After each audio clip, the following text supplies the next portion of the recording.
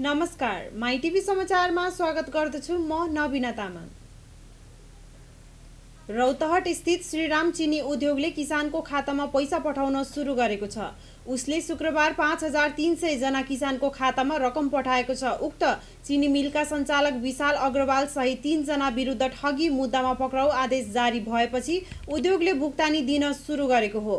शुक्रबार श्रीराम चिनी उद्योगले 16 करोड 44 लाख रकम 5500 किसानको खातामा हालिदिएको जानकारी आएको प्रदेश 2 का प्रमुख प्रहरी डीआईजी धीरज प्रताप सिंहले जानकारी दिए। चिनी उद्योगीले क्रमशः सबै किसानको खातामा बक्यौता रकम हालिदिने बताएको छ। उनले भने, हामीले निगरानी गरिरहेका छौं। गुगल क्रोम र माइक्रोसफ्ट एजका 30 लाख भन्दा बढी प्रयोगकर्ताले जोखिमपूर्ण एक्सटेन्सन प्रयोग गरिरहेको अध्ययनले देखाएको छ। साइबर सेक्युरिटी कम्पनी एभास्टले शुक्रबार सार्वजनिक गरेको अध्ययन प्रतिवेदन अनुसार यस्तो तथ्य बाहिर आएको हो।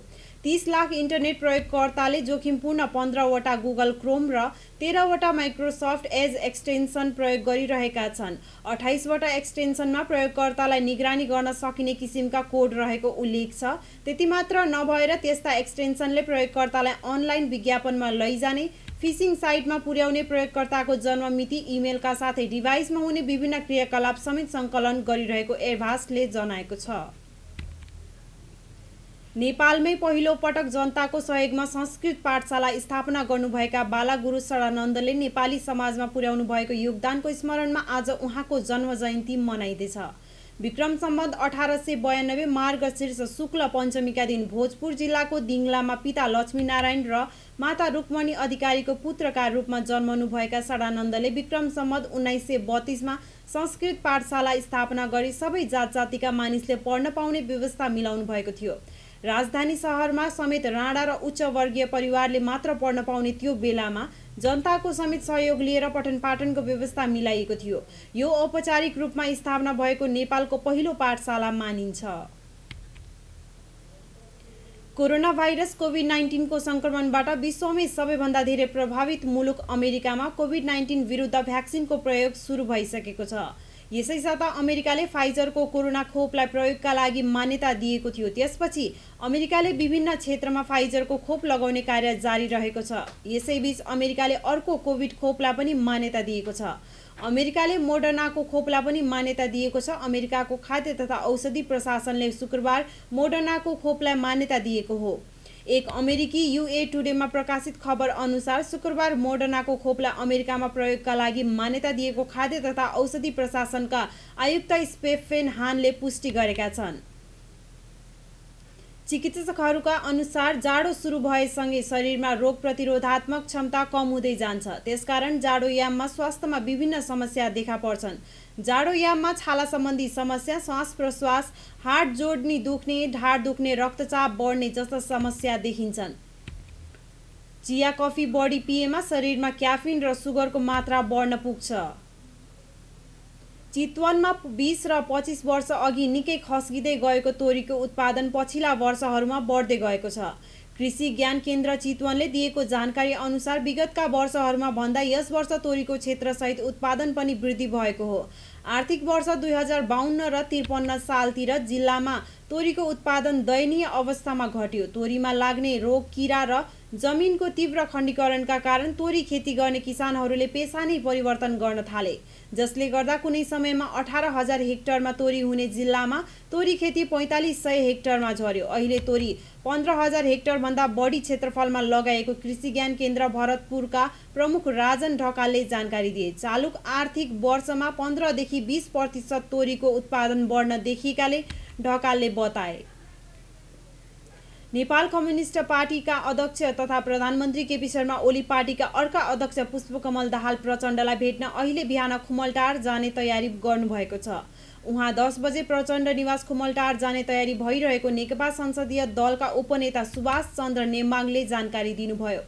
पार्टीमा विवाद बढेका बेला ओली प्रचण्डलाई भेट्न खुमलटार जान लाग्नुलाई निकै अर्थपूर्ण मानिएको छ। पार्टीभित्रको विवाद समाधानबारे यसअघि पनि हिजो पनि ओली र प्रचण्ड बीच छलफल भएको थियो। प्रधानमन्त्री ओलीसँग छलफलका लागि अध्यक्ष प्रचण्ड हिजो बेलुका प्रधानमन्त्री निवास बालुवाटार पुग्नु भएको थियो। सरकारले ल्याएको संवैधानिक परिषद सम्बन्धी अध्यादेशको विषयमा पछिल्लो पटक नेकपाभित्र विवाद छ। जाडोले देश कठ्याङ्ग्रिएको छ। मौसम पूर्वानुमान महाशाखाले हाल देशमा उत्तर पश्चिमी वायुको प्रभाव रहेको जनाएको छ।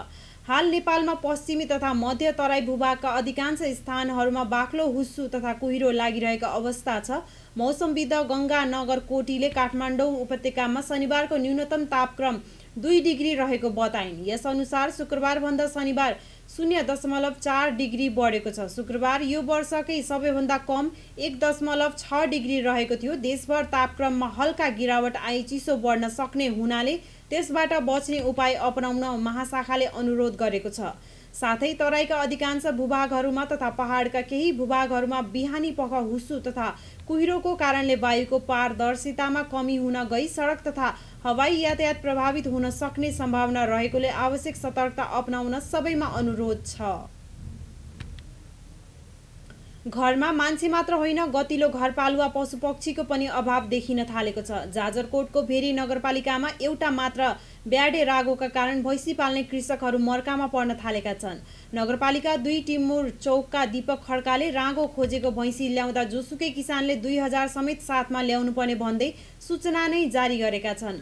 उनले मङ्सिर 28 गते जारी गरेको सूचनामा भनेका छन्, रिसार्ड नेटा बाहुन थान पुरानो रिसाङ स्याल लगायतका ठाउँमा भैँसी पाल्ने व्यक्तिहरूलाई सेवा दिँदै आएकोले यही पुस 1 गतेदेखि भैँसीलाई रागो लगाउन आउने व्यक्तिले सुरुमै 2000 ल्याएपछि मात्र रागो फुकाइनेछ।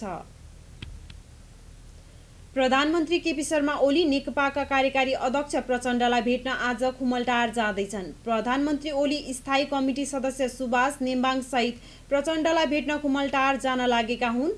उनी खुमलटार जाने भएपछि सो क्षेत्रको सुरक्षा व्यवस्था कडा पारिएको छ। पार्टीभित्र आन्तरिक सङ्घर्ष चर्किएको बेला ओली प्रचण्डलाई भेट्न जानुलाई अर्थपूर्ण मानिएको छ। कतिपयले यसलाई ओली लचक बनेको रूपमा अर्थ्याएका छन्।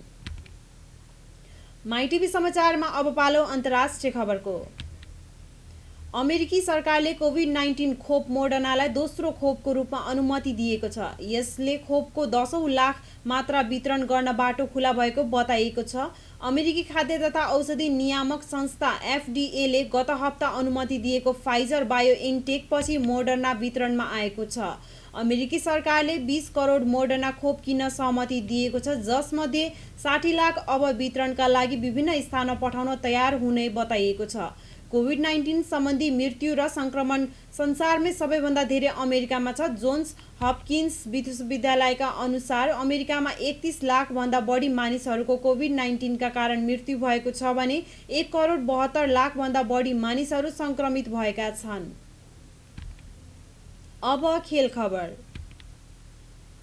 अन्तर्राष्ट्रिय फुटबल महासंघ फिफाले प्रदान गर्ने वर्षको उत्कृष्ट खेलाडी द बेस्ट अवार्ड पोल्यान्डका स्टार रोबर्ट लेवान्डोस्कीले जितेका छन्। लेवान्डोस्कीले अर्जेन्टिनी स्टार लियोनल मेसी र पोर्चुगलका स्टार क्रिस्टियानो रोनाल्डोलाई पछि पारेका थिए। जर्मन क्लब बायर्न म्युनिखका खेलाडी लेवान्डोस्कीले गत सिजन बायर्नलाई सबै खाले उपाधि दिलाएका थिए। 32 वर्षीय लेवान्डोस्कीको उच्च प्रदर्शनमा बायर्नले च्याम्पियन्स लिग पनि चुमेको थियो। यसैगरी महिलातर्फको उपाधि इङ्ल्यान्डकी लुसी ब्रोन्जले जितिन्। यस स्पर्धामा डेनमार्ककी पेर्निल हार्डर र फ्रान्सकी वेन्डी रेनार्ड शीर्ष 3 मा परेका थिए। वर्षको उत्कृष्ट प्रशिक्षकको अवार्ड लिभरपुलका योर्गेन क्लोपले जिते। उनले लिड्स युनाइटेडका मार्सेलो बिएल्सा र बायर्नका हान्स फ्लिकलाई पछि पारेका थिए। महिला प्रशिक्षकको अवार्ड नेदरल्यान्ड्सकी सरिना वेगमेनले जितिन्। यस उपाधिको दौडमा चेल्सीकी एम्मा हेअस र लियोनका जेन भासेर थिए। हस्त माइटिभी समाचार अहिलेलाई यति नै। अर्को समाचारको साथमा पुनः उपस्थित हुने नै छौँ। तबसम्मका लागि समाचारका सम्पूर्ण युनिटका साथ म नबिना तामाङ बिदा हुन्छु। सञ्चार जगतको सहयात्री माई टेलिभिजन हेर्दै गर्नुहोला। नमस्कार।